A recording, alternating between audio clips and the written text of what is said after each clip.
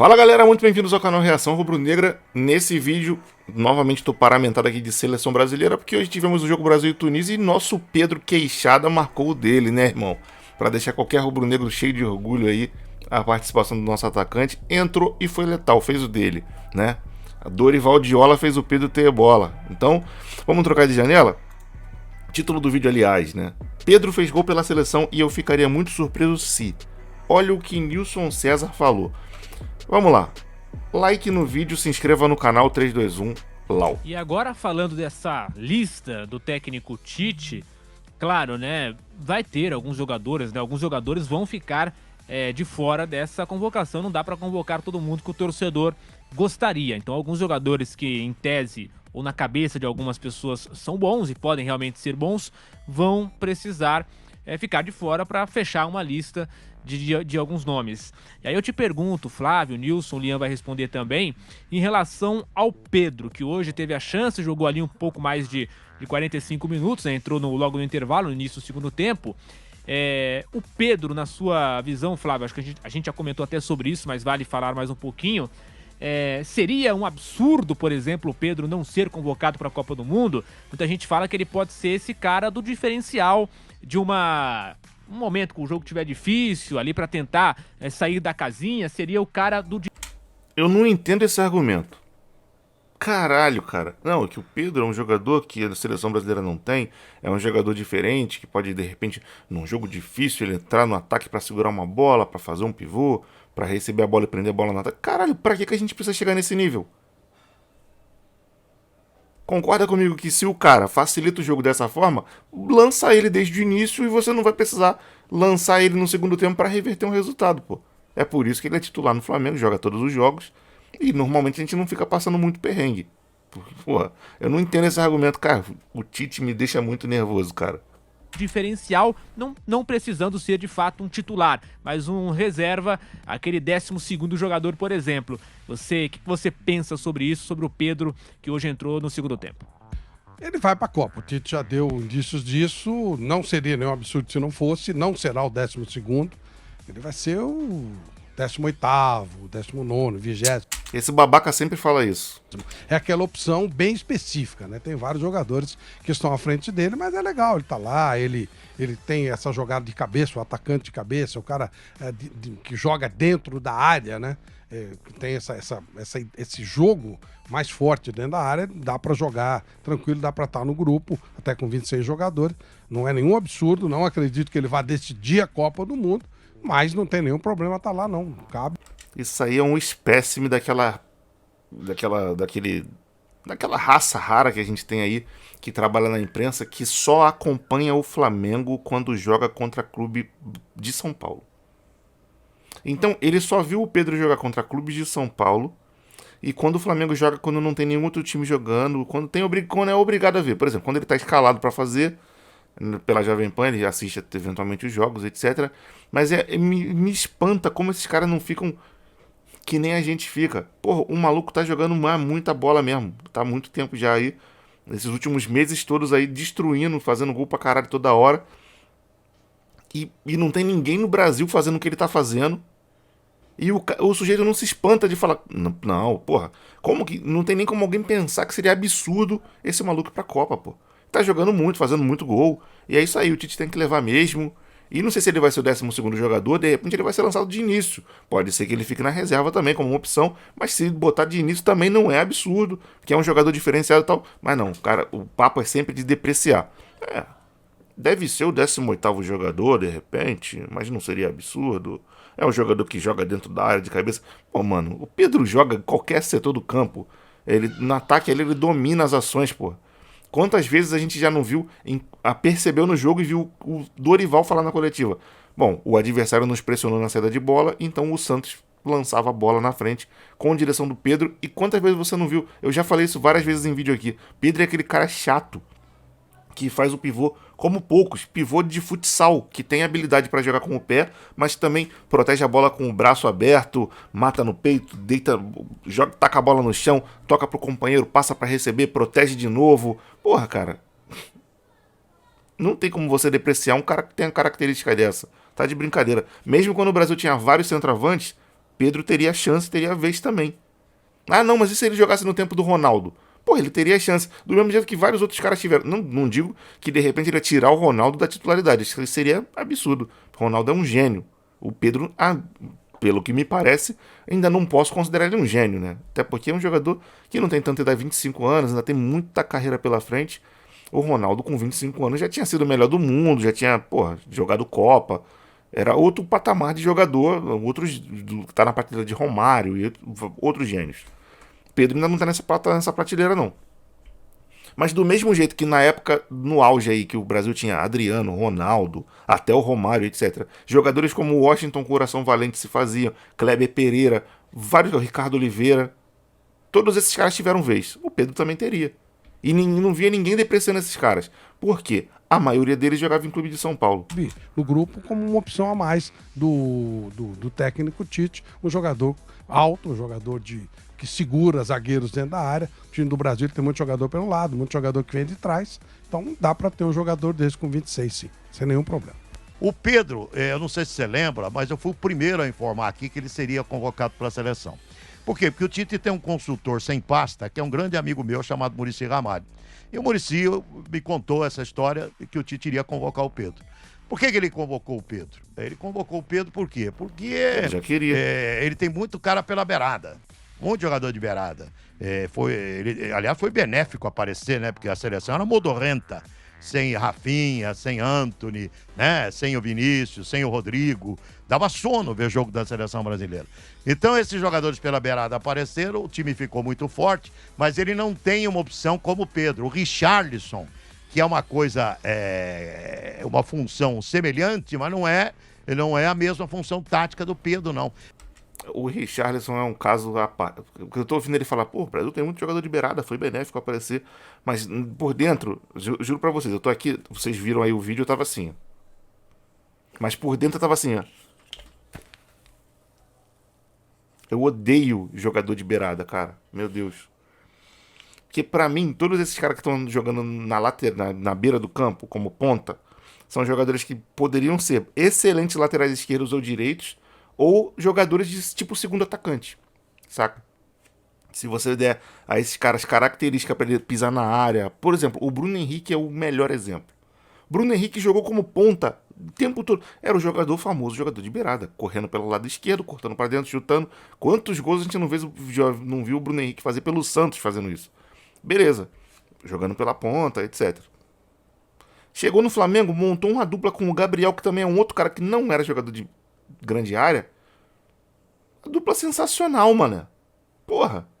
Então eu odeio isso. Mas o Richarlison é um cara que todo mundo fala, não, o Richarlison não é centroavante, de área, isso aqui. Mas, porra, esse cara, esse maluco tem a inteligência semelhante com a do Bruno Henrique. Ele pisa na área, aparece, faz gol, recebe uma bola, sabe? Pô, se tacar na velocidade, ele vai na velocidade. Se tiver com a jogada, ele faz. Esse maluco é muito bom jogador, esse Richarlison. Desse cara eu gosto muito. Na seleção brasileira, dos atacantes que estão ali, eu gosto muito do Pedro, até obviamente porque joga no Flamengo. O Neymar tá sendo botado no meio do campo, mas eu botaria ele no ataque. Mas beleza, num eventual dupla, você pode botar ele como na posição onde o Arrascaeta joga. E botar dois caras na frente. E eu gosto muito do Richarlison. Aí tu fala, pô, mas e o Vini? Pô, o Vini cria do Mengão, que isso aqui. Pô, cara, o Vini é um ponta. Eu não gosto de ponta, mano. Assim, se a gente observar ao longo da carreira dele, ele se reinventando e entendendo como jogar em todas as áreas do ataque ali, não vou falar que ele vai ser um centroavante pesadão que nem o Pedro é.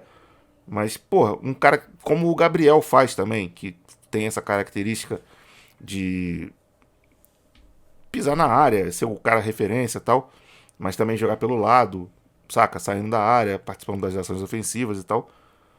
Porra, eu vou gostar um pouco mais do futebol que ele joga. Não tô dizendo que ele é um jogador ruim. Fazendo o que ele faz, ele é um cara competente. Mas, porra, jogador de ponta me incomoda muita coisa mesmo, mano. Porra, muita coisa. É um jogo chato de você ver jogar. Toda hora você vê. Caraca, toda hora tu vê esses caras recebendo a bola. Aí, cara, essa escadinha. Aí vai pra cima do caboclo. O zagueiro toma. Aí, nessa escadinha, de repente chega na área de fundo, cruza. Ninguém na área. Pô, cara. Aí, pô, tem alguns deles que corta pra dentro e chuta. Pô, às vezes o chute vai errado. Pô, É tão mais legal você ver, pô, um time com 2 caras na área funcionando legal, uma dupla entrosada de ataque, porra. Gosto tanto de ver quando eu vejo, pô, aquela jogadinha que o Gabigol faz, que ele corta pra dentro ali na direita, cruza aquela bola na área que encontra a cabeça do Bruno Henrique. Pô, você, rubro-negro, quando. Pô, duvido tu não se lembrar disso com saudosismo aí, saudade do Bruno Henrique. Porra, é tão mais legal você ver. Pô, O Pedro, você não se lembra? foi mal, ele tá dizendo do Richarlison. Ele, mal comparando, o Gabriel é assim também. Mas eu acho que. Pô, mano, que o Gabriel é um ídolo máximo nosso aí, pô, tá na história do nosso clube, né? Mas, porra, assim, pra seleção brasileira, o Richarlison é melhor que ele pra caralho, assim, fazendo isso. Que é um cara que não é exatamente um homem de referência, mas faz essa referência com qualidade. É o que o Gabriel faz pra gente. Fazia, pelo menos, quando não tinha o Pedro, ele e o Bruno Henrique se revezando. Mas, porra, pra seleção brasileira, o Richarlison faz isso melhor. Por isso que eu gosto do Richarlison, porque é um cara mais versátil, saca? Acho um bom, muito bom jogador. Um jogador que eu gostaria que um dia aí, mais pra frente, eventual, os jogadores do Flamengo vão sair, vão chegar e tal. Esse cara poderia estar numa janela de mais pra frente aí. Não agora. Uma janela de transferência do Flamengo aí. Porra, sei lá. Mas o Pedro, o exemplo que o Tite deu pro Muricy, ele tem toda a razão. Ele lembra muito o Evair. O Evair, que foi centroavante do Palmeiras, o Evair era o cara que vinha buscar jogo, que fazia parede, que chegava na área pra matar o jogo. Pô, mas o Evaí só tinha isso. O Pedro ainda tem esse recurso de dar a caneta nos outros, dar uma jogada de habilidade. Ele tem um recurso plástico no futebol que o Evaí não tinha. Mas era craca. Porra, foi muito bem lembrado do Evaí. O Evaí era cracaço de bola. Fazia bastante gol e também era um bom pivô. Né? Porque o pessoal lembrou, começou muito com essa coisa do pivô na época do Aloysio. Só que o Aloysio era um atacante que não fazia muito gol. Fazia mais o pivô mesmo. Dava passe aí pros outros fazer gol. Por exemplo, o gol do São Paulo no Mundial foi o gol do Mineiro com a jogada do Aloysio. Não de pivô, né? Mas ele construiu uma jogada e fez um lançamento ali que o Mineiro aproveitou dentro da área e fez o gol. Porra, Evair era cracaço. Que era bom de cabeça também. Então o Pedro lembra, e é o cara que ele queria convocar para mudar eventualmente uma função tática que precise mudar num determinado jogo. Um jogo que precisa segurar zagueiro, um jogo que precisa de um cara lá na área, né? Últimos minutos de uma decisão de oitavas de final, de quartas de final de Copa do Mundo, um cruzamento dentro da área, um cara alto. Então o Pedro vai para a Copa. Eu vou ficar muito... Irmão, quer garantir o Hexa? Garantir. Monta uma escalação cujos homens de frente tenham ali Paquetá e Neymar, Richarlison e Pedro. Caralho, mano.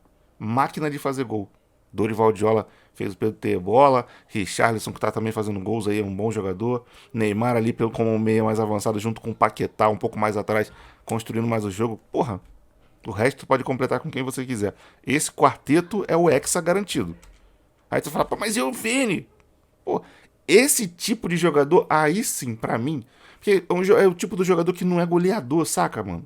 Por que o Flamengo ganhou tanta coisa nos últimos anos? Se você for ver, todos os jogadores de ataque do Flamengo, Bruno Henrique, Gabriel, Arrascaeta, Pedro, são os jogadores que mais fizeram gol no futebol brasileiro dos últimos 4 anos. Pode procurar porque tem lista disso aí. Porra, é isso. Antony, Rafinha, Vinícius Júnior, pô, mas os caras jogam bem, pô, pela ponta, só dá eles, que não sei o que. Mas não é jogador de fazer gol, pô, saca, de artilharia. Você vai falar, pô, mas o Rafinha fez gol hoje aí, jogando pra caralho.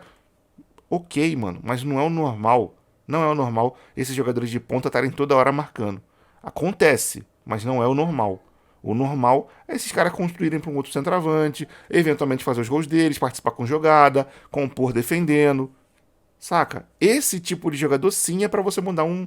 Você começa com um time que tem, sei lá, Alisson, o lateral direito que eu esqueci o nome, acho que é Danilo. Aí a zaga lá, Marquinhos e Thiago Silva. O lateral esquerdo lá, Alexandro. Aí tu tem o Casimiro, Fred, Paquetá e Neymar, Pedro e Richarlison. Porra, aí deu ruim, caralho, mano, tá dando ruim, tá pica aqui. Beleza, você de repente tira um desses 2 volantes aí e bota um desses caras na ponta ali. Pô, vou botar o Vini Júnior pela ponta pra ele agredir esses caras e largar o aço. Beleza, você bota. Esse tipo de jogador, sim, você bota pra mudar o esquema tático e tentar variar um pouco, cruzar a bola na área, povoar, atacar pelo lado pra abrir o jogo dos caras, pra poder achar o centroavante ter espaço. Mas, pô, tu tem um cara goleador no banco. Porque esses caras, mano, tipo o Pedro, fez muito gol vindo do segundo tempo com o Flamengo, mas esses caras são tanque de guerra, saca? Tanque de guerra.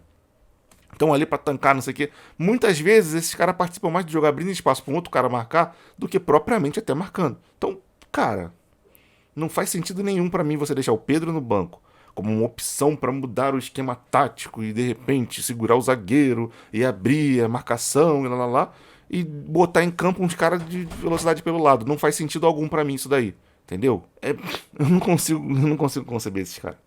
Muito surpreso se o Pedro não aparecer na lista final para a Copa do Mundo. Só que se nós estamos esquecendo que tem mais 2 nomes que estão de fora aí, que eu tenho convicção que vão ser chamados. Tenho convicção. Gabriel Jesus tem lugar reservado na seleção brasileira e o Felipe Coutinho também. O Coutinho, eu acho que quem pode dançar aí é o Everton Ribeiro. Sabe? Então o Felipe Coutinho é um cara que tem vaga na seleção do Tite também. Ele gosta muito do Felipe Coutinho. Então o Coutinho e o Gabriel, o Jesus, eles irão e serão chamados também para a seleção. O Brasil vai ter muita gente como opção, sabe? Você tira lá o Rafinha num dia ruim, você tem o Antony. Você tem o Antony para jogar. Então tem muita opção. E o Pedro é um cara que eu chamaria também, porque esse rapaz merece. Por tudo que ele vem fazendo, não é em meio tempo que você vai avaliar o Pedro. O Tite tem toda a razão. Ele não é bobo, é um cara que conhece muito futebol. Eu vou avaliar o cara num jogo contra a Tunísia e contra a Gana? Não é isso. Então não adianta ficar pedindo, põe o cara jogar, deixa o cara... Não, na cabeça dele já tá certa a razão que ele vai levar o Pedro pra seleção. Na cabeça... Aliás, eu queria que vocês lembrassem que o Pedro foi o primeiro a ser chamado. Mesmo na reserva do Flamengo. Vocês lembram disso? É verdade. Ele era reserva do Flamengo. O cara já tá se confundindo, meu Deus. Pedro foi o primeiro a ser chamado lá na casa do caralho. Tipo, décadas atrás, quando ele era do Fluminense e tava quase vendido pro Real Madrid. Só que ele teve uma fratura no joelho, uma porra dessa que deixou ele 6 meses fora de campo. E aí ele foi desconvocado, obviamente, porque ele tava vindo muito bem no Fluminense, só dava ele. E aí, pra substituir o Pedro, o Tite convocou o Richarlison. Se eu não tô enganado, o próprio Tite já falou isso, que ele consultou o Abel Braga, que falou, pô, eu tinha um jogador no Fluminense também, que era muito bom jogador, e você deveria dar uma observada, acho que ele saiu aí do Brasil, sei o quê, que é o Richarlison. Dá uma olhada nesse jogador, de repente, pode ser uma opção e tal. E o Tite foi e convocou o Richarlison. Reza a lenda, parece que a história é essa. E a partir daí, o Richarlison teve longa carreira na seleção, porque correspondeu quando foi convocado. Ele foi convocado quando era reserva do Flamengo? Sim, mas quando ele foi o primeiro a ser convocado, que todo mundo gosta de citar, foi quando ele estava no Fluminense. No Fluminense, não era no Flamengo. E o Tite levou o Pedro e não levou o Gabigol. O Pedro ia ser titular da seleção olímpica do Brasil. Só não foi porque o Flamengo não liberou e jogou o Matheus Cunha. Então o Pedro é um cara que o Tite tem um carinho muito especial. E além de tudo, diz que é um cara excepcional de grupo. Então para ele ficar no banco ali, não vai ter problema. Ele ficou no Flamengo um tempão. Agora o Dorival que colocou. Caraca, mano, todo vídeo eu vou ter que falar essa porra. Meu Deus do céu, cara. Não tem como um cara que fica só no banco marcar quase 70 gols por um clube. Não tem como. Chegou em 2020, está aqui, 20, 21, 22, quase 70 gols. Como um cara que só fica no banco faz isso? O Mauro César já trouxe. Rubro Negro, minha missão aqui é informar você sobre o Flamengo como eu puder, dar minhas opiniões aqui. Por isso eu sempre falo, vou falar sempre pra caralho nos vídeos, porque o meu canal é esse aí. Quem não gosta não fica. Respeito máximo a você. Não gosta não fica. Mauro César trouxe os números.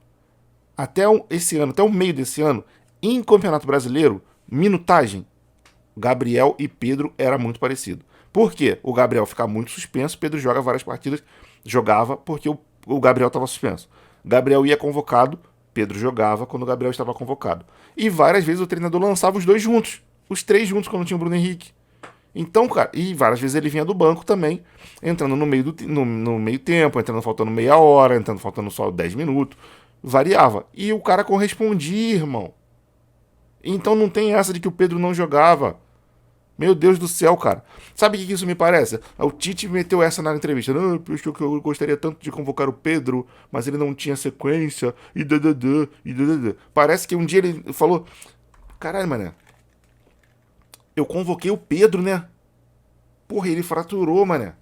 Pode crer, mané. Pedro é bom jogador, hein? Aí, como é que tá o Pedro? Vou dar uma olhada aqui. Aí, em vez de ele acompanhar os jogos do Flamengo, porque eles não acompanham, ele foi olhar. Pera, deixa eu ver o Pedro aqui. Escalação do Flamengo aqui. Porra, Gabriel, Bruno Henrique, Gabriel, Bruno Henrique, Gabriel, Bruno Henrique, Gabriel e Bruno Henrique. Tá, o Pedro entrou. Essa aqui ele começou. Entrou. Gabriel, Bruno Henrique. Porra, ele tá na reserva, não tá jogando. Só que os caras não acompanham o que tá acontecendo no clube, mano. Não acompanham o que tá acontecendo no clube. Foda isso, bizarro. Foi ele no time titular do Flamengo, falava que ele não podia jogar junto com o Gabigol. O Dorival provou que podia jogar ele e o Gabigol, porque Claro o Gabigol, pra quem sabe da história do Gabigol, ele nunca foi um cara de ar. Quem falou que não podia jogar os dois juntos não foi o Renato, foi o Rogério Ceni, mano. Pô, não foi que falaram. Falaram que não podia jogar junto. Ó, o Jorge Jesus em pouco tempo chegou a usar os dois juntos. Quem veio depois dele foi o Domenech eu não sei qual foi. Mas se eu não tô enganado, ele chegou a botar os dois juntos em algumas partidas e até ir bem. Mauro César sempre fala disso. Aí acho que o Rogério tinha muito isso, porque ele deu até algumas entrevistas e me lembro de ele falando que não gostava de usar os dois juntos. Eu preferia o Bruno, etc. Mas o Pedro entrava em segundo tempo, adoidado, fazia gol toda hora. E era titular quando o Gabriel não jogava. Eventualmente era eles dois, quando o Bruno não jogava também. Daí chegou. Depois do Rogério veio o Renato, né? Que também não era tão fã de usar os dois juntos, mas usou. O Paulo Souza chegou a fazer trio com o Bruno Henrique, Pedro e Gabriel. Saca? Quem falou isso foi o Rogério, cara. E foi um treinador só. Gabigol era jogador pela direita. Ele jogava no Santos pela ala direita, no ataque, pelo setor direito de ataque. Puxava a bola pra perna esquerda e batia. Esse era o jogo do Gabigol. Então nunca foi um jogador de área. Então é isso aí. Eu acho que uma bela convocação do Tite. Eu ficaria muito surpreso se o Pedro não estivesse na lista final da Copa.